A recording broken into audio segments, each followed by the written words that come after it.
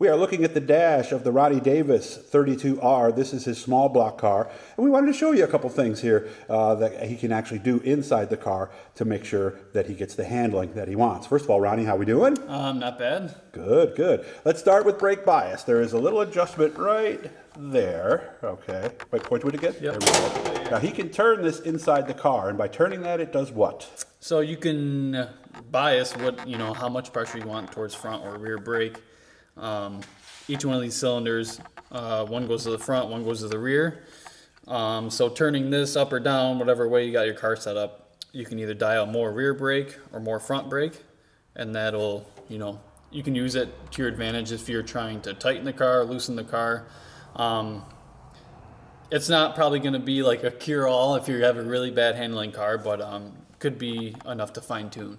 Yeah, guys have said it's more of a Band-Aid maybe than anything else. Yeah. So let's create a couple different situations. Mm-hmm. Okay, you got a wicked push going into the corner. Well, how do you adjust? Which way do you go? Yeah, so if you got a push, you're going to dial probably as much rear brake as you can into the car. Almost like skidding your bike tire or something. Yeah, you're going to be trying to break your tires free and getting that rear end to come around. Okay. So how much would you turn it? A bunch of times or one time? It depends on how bad. If you're pushing like a dump truck, then you're going to turn that thing till it bottoms out to either way you need to go. Okay. But say we go from that to a racetrack at the end of the night, at say Fulton, and the track's got no moisture left, and you get your car handling a little bit better.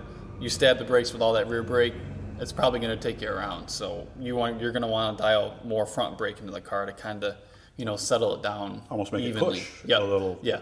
But if you're loose, that would help at that point. Yeah. Couple things you can't do.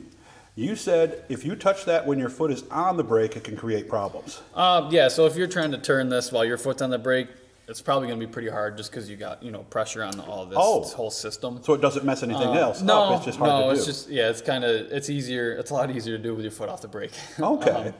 So now, how do you get it back? So let's say we had a race and we dialed a whole bunch of rear brake. How do you get it back to neutral? Would be the proper term, maybe. Yeah. So how do you know?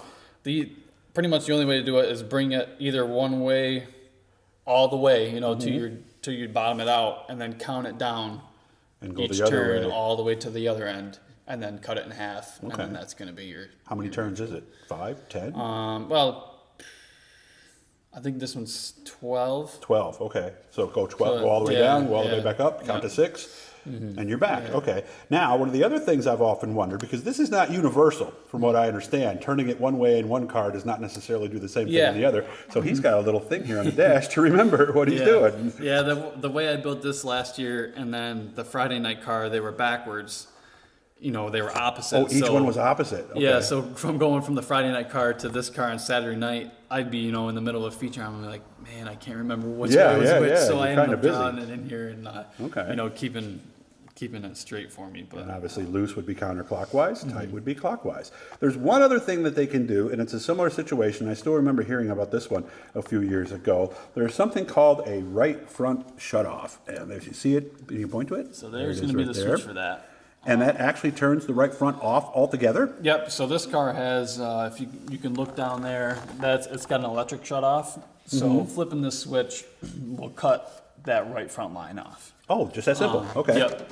Some cars, guys will put a proportioning valve in. I've heard of that. That way they can, it's not just a straight shut off. You can just dial some pressure in and out of it. And that would be something similar to what we have over here? Similar to that, yep. So you got a knob, and where would that go? Smaller. That's going to go kind of in the same spot over there somewhere. So how do you reach that during the race? Well, you put it where you can get to it. Obviously, you're not going to reach it all the way down there if you have it down there. But. So it would probably be like somewhere over here, maybe on the side or something like that? Yeah, okay. And you got a shifter that's usually here, just obviously with no transmission. But, right, because that's a Gen 2 transmission. We don't have the shifters between our legs anymore like we did all those years ago. Up on your right side. Okay. So anywhere you can get it without loosening your seatbelts, obviously, is where that's going to go. And this is clearly marked, so there's no messing that up. You don't have to look for your little cheat sheet over there on the side. And that's the same situation. If we were pushing going in, we might want to turn that right front off to help that left pull us through. Yeah. The only thing with that, You know, the only thing I don't really use a right front shutoff that often is because you're losing braking power. That's true. At the same time, so you got 3 brakes instead of 4. Yeah, so you're kind of open up in another, you know, you're going to another battle with that. So a momentum track would be different than, say, Brewerton, where I might not want that right front brake shutoff because I need all the brakes I can get. Yeah, especially going into one there, it's with a big block too. All that extra weight. Yeah, so it's not something that I really use that often. Okay. Anything else you can think of for this? I think you did a pretty good job. I think that's pretty much all. Okay, so there's some adjustments, guys. I hope you like that. Next one, we're going to talk about the sump system. You've heard dry sump, wet sump, and stuff like that. You might have even seen somebody using a drill to spin a belt off the oil pump, right? Yeah. And there's a reason for that, and Ronnie's going to tell you what it is. Hit the blue E, guys. Subscribe. Turn on notifications. We're going to be doing a lot this year. Thanks, Ronnie. Yeah, thank you.